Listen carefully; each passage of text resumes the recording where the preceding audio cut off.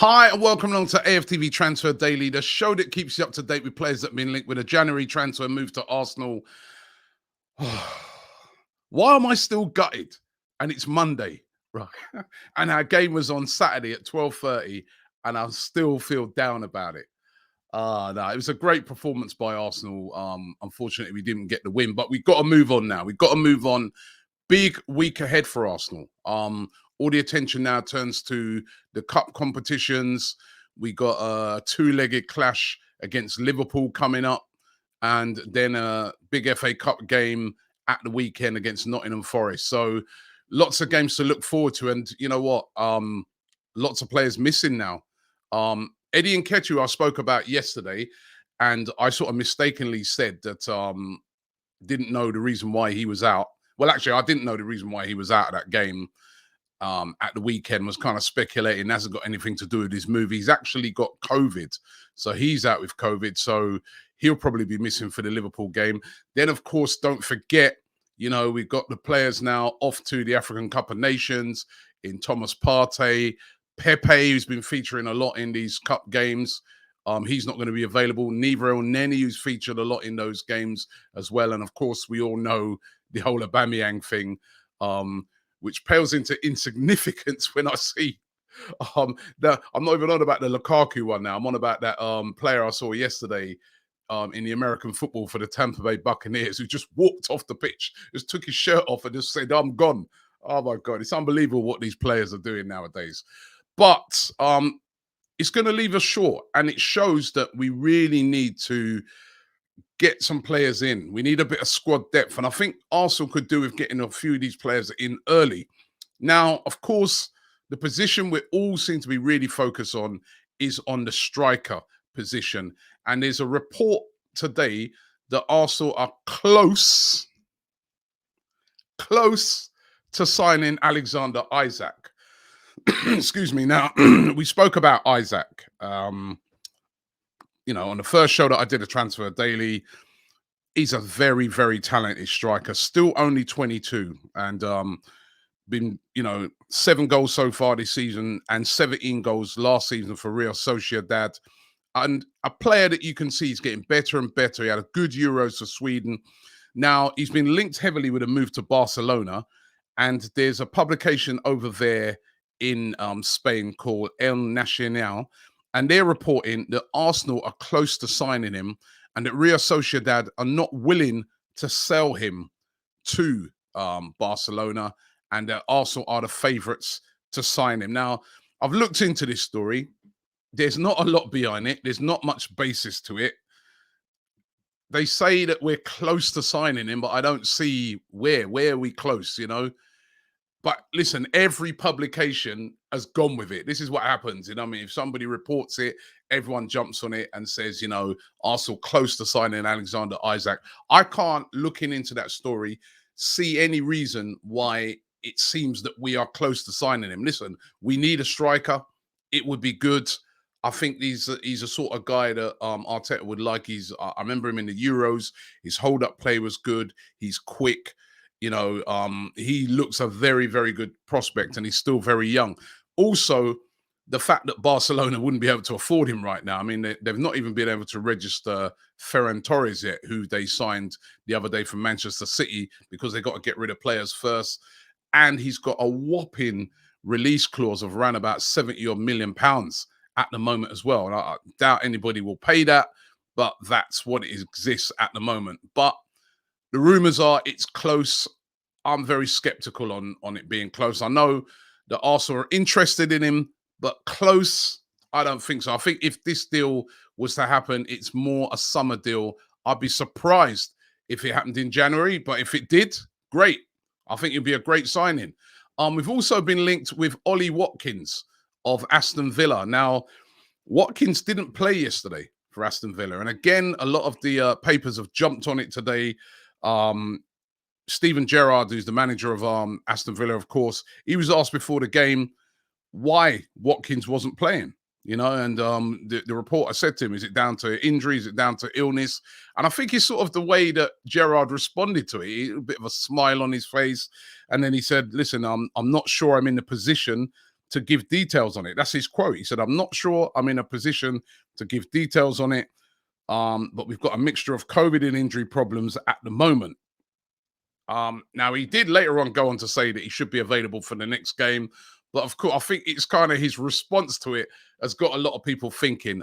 Mikel Arteta is said to be a big admirer of Ollie Watkins. Ollie Watkins is a boyhood Arsenal fan. He said before his favourite player is Thierry Henry. Literally every player out there is a boyhood Arsenal fan, but whether we can get them or not is another matter. It would be a great signing. I think Ollie Watkins, again, is a sort of player that would suit Arsenal's style of play. Is he prolific enough, though? That's what I look at with Ollie Watkins. I'm like, is Ollie Watkins going to get you 30 goals a season? Is Ollie Watkins going to get you 25 goals a season? Will he even get you 20? I'm not sure yet.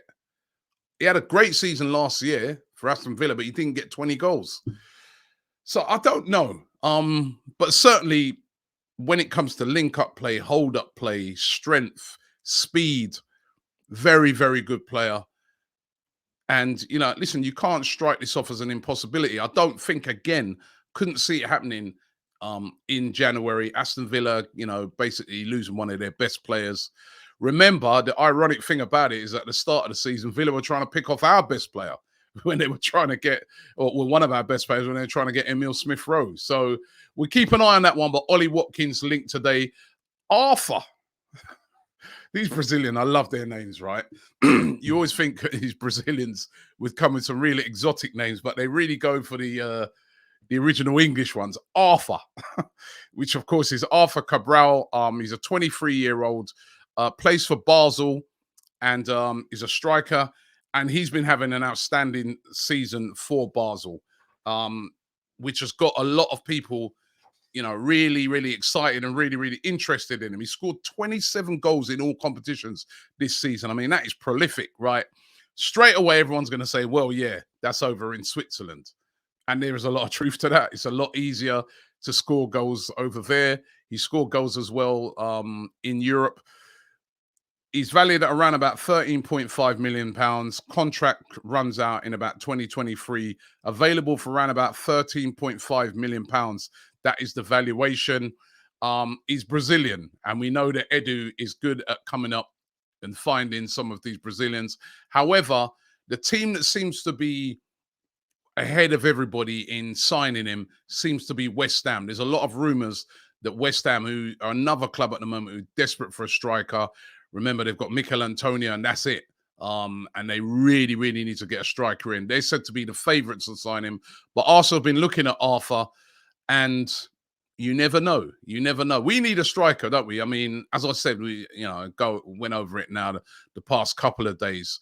The situation with Aubameyang, Eddie, Nketiah, what's happening with Lacazette, so we need a striker. We need to get somebody in that position. And this guy, his stats are brilliant, but those stats are based over there in Switzerland. But listen, sometimes a goal scorer is a goal scorer. Let's see how that one develops out. Now, again, Aston Villa. This Douglas Luiz rumour will not go away. I'm sure it's irritating the Aston Villa fans, just like we were irritated by hearing the Smith-Rowe rumours every minute. And listen, they did get one of our players in Emi Martinez. We owed them one back. The Brazilian is being linked heavily with a move to Arsenal. Still lots of rumours that Arsenal would like to get Douglas Luiz in. I rate this guy as a very good defensive midfielder. Will be just what Arsenal need. Mikel Arteta, of course, knows him from his time at Manchester City because he was a City player on loan at Villa until they finalised the deal. Would cost around about £30 million, but it seems that the story's not going away, and there's a lot of interest from Arsenal in him. Whether it will happen again, I keep saying this. January is such a difficult window. Mikel Arteta said it himself. To get permanent deals done, really tough, especially when, we're talking about players like an Alexander Isak or a player like a Douglas Luiz playing for Villa. Villa are looking to try and push for maybe a European spot. They had a bit of a rough defeat yesterday, losing to Brentford. They need all the players they can get. If in a matter of fact, they're trying to strengthen to get somebody like Luiz over the line, wouldn't be easy, not impossible, but wouldn't be easy. But let's watch this space throughout the month of January. And when we're linked with this guy today, this is a new face for me, Ricardo Horta, 27, Portuguese, plays for SC Braga. His best position's kind of on the left, more of a sort of left winger. But he's been a pretty consistent goal scorer since he joined Braga from Malaga in 2017.